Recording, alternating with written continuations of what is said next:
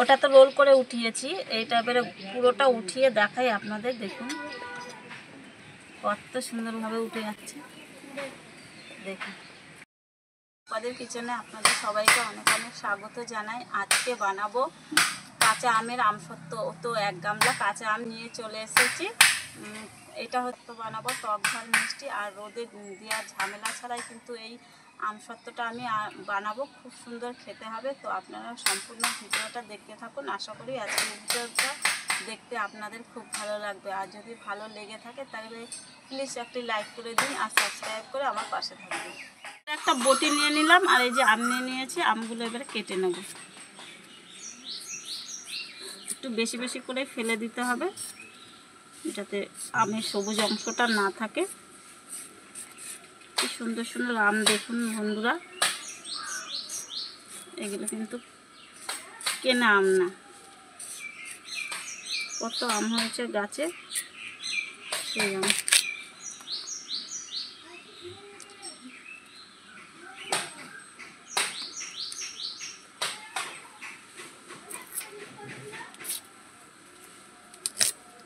এবার একটা জলের গামলা নিয়েছি, এখানে ফেলে দেব।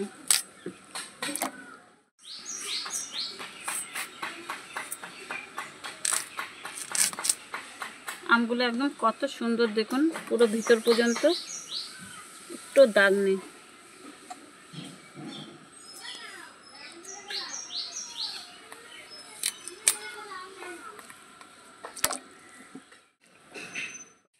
আমগুলো আমার সব কাটা হয়ে গেছে, আর ওই গামলাটা ছোট হয়ে গেছে দেখে একটা বড় গামলা নিয়ে নিলাম।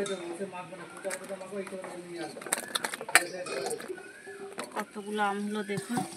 এবার আরেকটা গামলা নিয়ে নেব।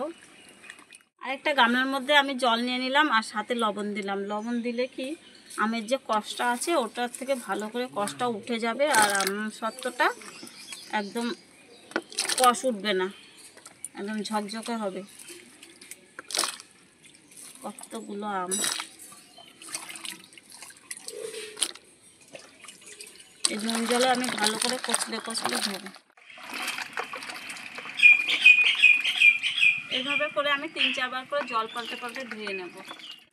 আমগুলো 3-4 বার করে জল পাল্টে পাল্টে ধুয়ে নিয়েছি। দেখুন কত পরিষ্কার জল এসেছে। এবার একটা গামলা করে নিয়ে নিই।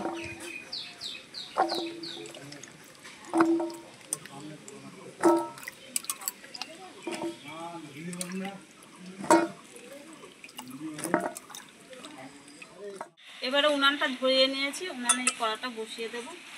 আমটা সেদ্ধ করব, তাই কড়াতে দিয়ে দেব জল। সমান সমান জল দিতে হবে, যাতে আমটা আর জলটা সমান সমান থাকে।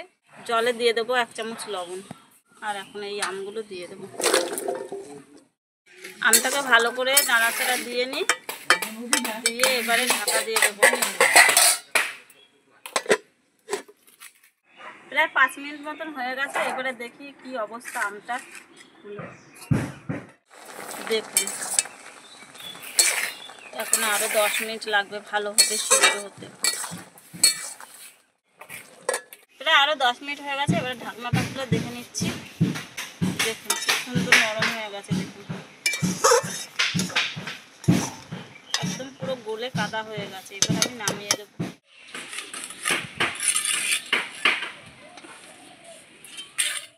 একটা গামলার সাথে ছাঁকুনি নিয়েছি, ছাঁকুনির মধ্যে আমি এই আমটা দিয়ে দেব।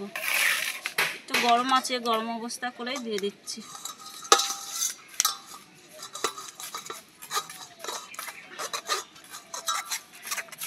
দেখুন কি সুন্দর কষছে।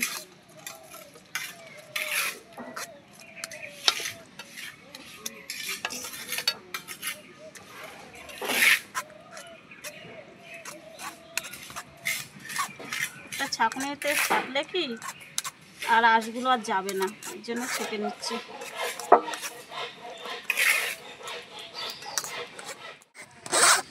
দেখুন কতটা ছিবড়া বেরিয়েছে। এগুলো আমি ফেলে দেবো, আবারও ছাঁকবো।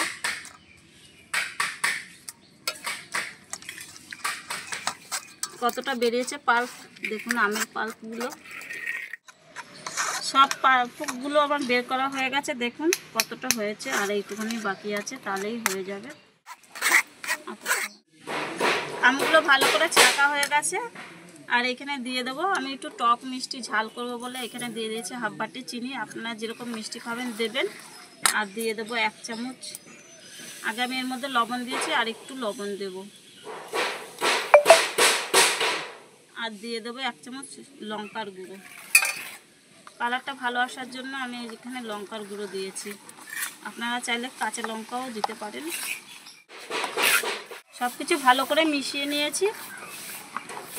আবারও উনানটা ধরিয়ে আমি উনানে কড়াটা বসিয়ে দেবো।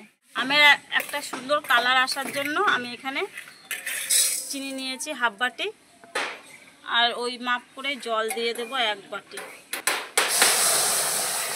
চিনিটা যাতে পুড়ে না যায় তার জন্য কিন্তু আমি এই জলটা দিয়েছি। এখানে একটু আমি ক্যারামেল তৈরি করে নেব।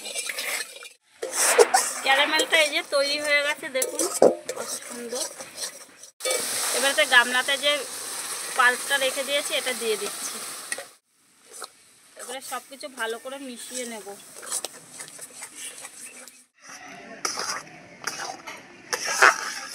প্রথমে জল ঠিকঠাক দিয়েছিলাম, বেশি জল দিইনি। এবারে নাড়তে নাড়তে একটু গাঢ় গাঢ় হয়ে গেছে, দেখুন। এই যে যখন ভাববেন যে বড় বড় এই যে বুদবুদ উঠছে ফাঁকা ফাঁকা, তখনই ভাববেন যে হয়ে গেছে ভালোভাবে পারফেক্ট। এবার আমি নামিয়ে দেবো। হয়ে গেছে, এবারে নামিয়ে দিচ্ছি। এটা তো নামানো হয়ে গেছে। এবারে একটু নেড়ে একটু ঠান্ডা করে নেব। ততক্ষণ আমি 2টো থালা রেডি করে রাখবো আমসত্ব দেওয়ার জন্য।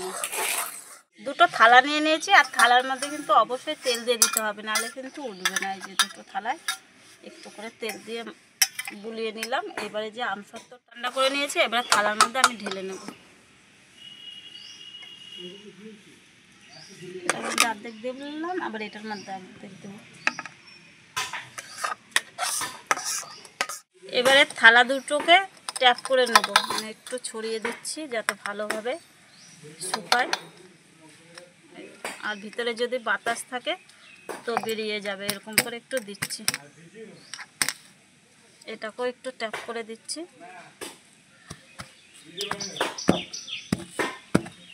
প্লেন হয়ে যাবে, দেখতেও ভালো লাগবে।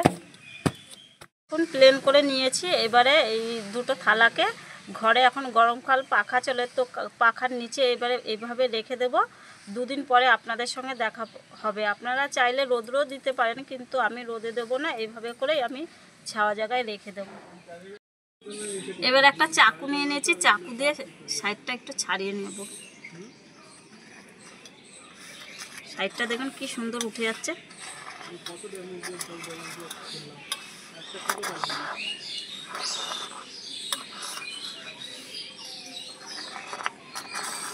এটা ধারটা ছাড়িয়ে নিয়েছি, এটা ধারটা ছাড়িয়ে নিই।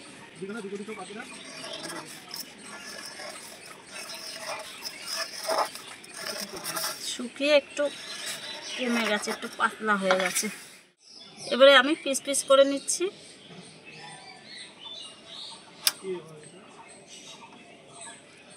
আপনারা যেমন পছন্দ হবে তেমন পিস করে নেবেন। আমি এরকম পিস করে নিচ্ছি, তারপর উঠাবো।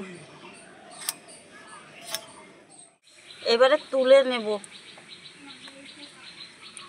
এই দেখুন কত সুন্দরভাবে উঠে যাচ্ছে, দেখুন। কেউ বলবে এটা কাঁচা আমের আমসত্ব।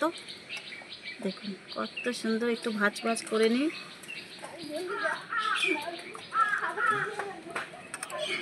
এবারে যে প্লেটটায় রেখে দিই, আবারও উঠিয়ে দিই। কত সুন্দরভাবে রোল হয়ে যাচ্ছে। এই পদ্ধতিতে করলে আপনাদের এইভাবে রোল হয়ে যাবে। আমসত্ব কোনো ঝামেলাই হবে না। আর ভালো লাগলে প্লিজ চ্যানেলটি লাইক করে দেবেন। আর নিত্য নতুন রেসিপি দেখার জন্য রূপাদি চ্যানেলটা অবশ্যই কিন্তু আপনারা সাবস্ক্রাইব করে রাখবেন, যাতে আমি যখন ভিডিও ছাড়বো যাতে আপনাদের কাছে পৌঁছে যায়, তার জন্য কিন্তু নোটিফিকেশানটা অন করে রাখতে লাগবে। ওটা তো রোল করে উঠিয়েছি, এইটা এবারে পুরোটা উঠিয়ে দেখাই আপনাদের। দেখুন কত সুন্দরভাবে উঠে যাচ্ছে। দেখুন দেখুন বন্ধুরা, এই পিঠ ওপিঠ কত সুন্দর হয়ে গেছে। দেখুন এটাকেও আমি কেটে নেব। চাকু নিয়ে নিলাম।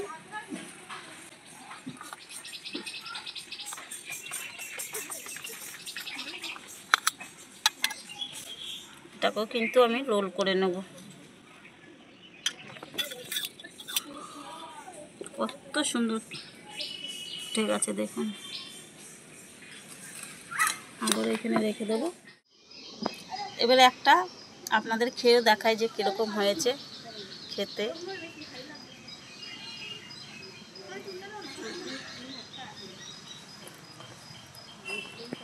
খাওয়ার আগে জিভে জল চলে আসছে। দারুণ টক ঝাল মিষ্টি।